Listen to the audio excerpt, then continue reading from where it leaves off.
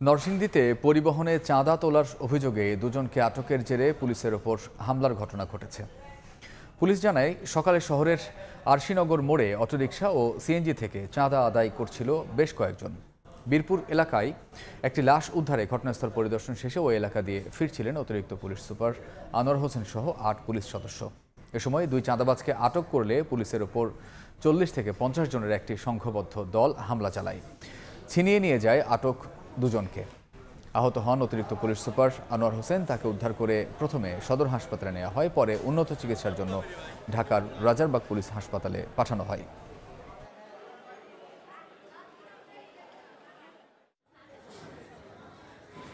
ওনার ঘাড়ের আঘাতের হিস্ট্রি শোনা গেছে, ঘাড়ে, বুকে এবং পায়ে, কিন্তু এমনিতে আমাদের এক্সটার্নাল কোনো ইনজুরি মার্ক ছিল না। তো আমরা ইমার্জেন্সি থেকে সার্জারি ডিপার্টমেন্টে পাঠিয়েছি।